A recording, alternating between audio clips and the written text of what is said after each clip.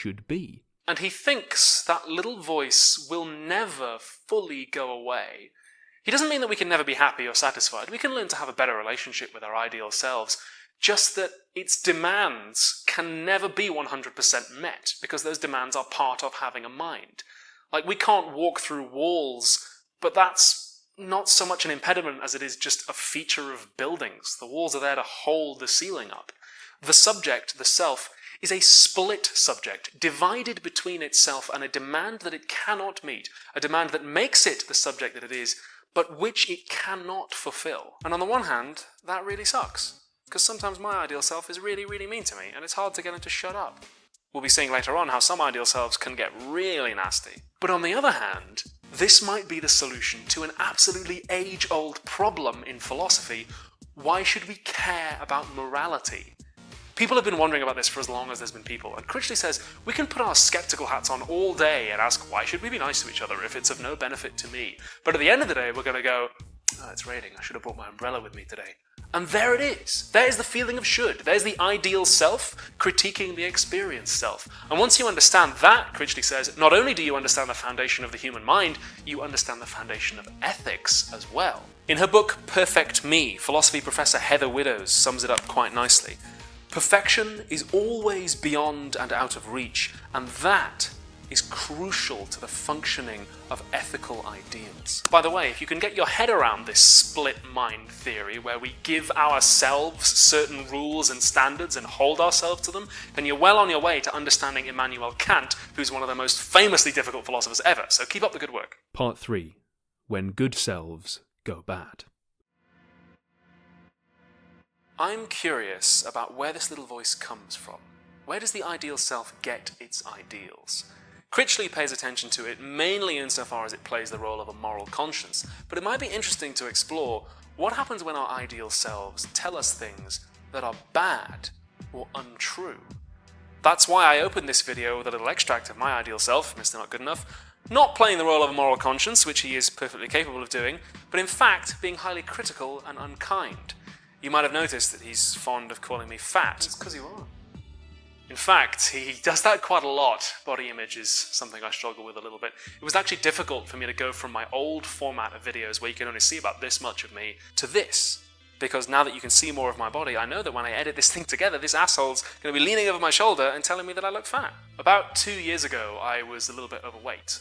I was quite unhappy with it. So in a dangerously short amount of time, I lost about 1/3 of my body weight. I basically didn't eat, and I exercised way too much, and I went down to absolutely rail thin. Like, I was unhealthy, dangerously skinny. And only about 9 months ago I started going to the gym to put on muscle, and now I look like this. But the thing is, I think back to when I was happiest with my body shape, and I have to confess, it was when I was unhealthy that Mr. Not Good Enough was finally telling me that I was good enough. And it's a weird feeling to realize that my ideals can be bad. That it's not just self-hatred, but self-approval that can be corrupted in that way. There we see an example of how the ideal self isn't always concerned with what's good for us, and can in fact be turned against the experienced self in the service of someone else, like a diet pill company. I mean, that's how advertising works, right? It gives your ideal self an ideal like wellness or coolness or thinness, and your ideal self feeds it back to you and says you need to buy that product in order to achieve the ideal. But the ideal self can be turned against the experienced self in even darker ways too. American thinker W.E.B. Du Bois chronicled a particularly disturbing example of this colonization of the mind in his book The Souls of Black Folk. Du Bois argued that African Americans had to, as an unfortunate means of survival, incorporate into their ideal selves the perspectives of racist white people who hated them, and develop what he called a double consciousness.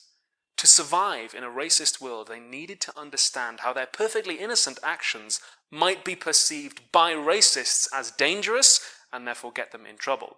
Innocent actions like playing with a water pistol or sitting in Starbucks waiting for a friend. And Du Bois writes that this feeling of always having to be thinking of oneself from the point of view of somebody who hates you is a uniquely distressing experience. It is a peculiar sensation, this double consciousness. this sense of always looking at one's self through the eyes of others, of measuring one's soul by the tape of a world that looks on in amused contempt and pity. One ever feels his two-ness, an American, a Negro, two souls, two thoughts, two unreconciled strivings, two warring ideals in one dark body, whose dogged strength alone keeps it from being torn asunder. What Du Bois is describing there, we today might call internalized oppression. The little voice of the ideal self in marginalized people being colonized by privileged people's negative opinions of them as the result of systemic material discrimination. And unfortunately, internalized racism isn't the only kind. There's internalized sexism, internalized transphobia, homophobia, biphobia, ableism. Our ideal selves are made up of thousands of little voices that we've been listening to all our lives, not all of them kind. So if your ideal self is being particularly cruel to you today, maybe somebody else has been feeding it the script. In this way, internalized oppression goes beyond ordinary self-hatred or self-criticism, which are things that we can work on as individuals, and ventures into the territory of a systemic problem that will require all of us working together to materially change the world in order to address. Part 4. Quieting the Ideal Self. When I was younger, I really wanted to see great white sharks in the wild, because I just think they're beautiful animals, still do.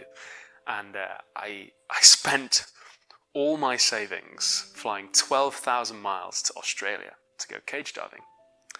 And yeah, it was a long, long journey. It was like 5 hours out on the boat into the Southern Ocean, and it was really rough, and I was seasick, and the captain was seasick, and everyone was seasick, and we spent all day out there going up and down under this blistering Australian sun, and we saw absolutely nothing. And on the way back, I was sitting on the boat, and I was just thinking, I've blown it.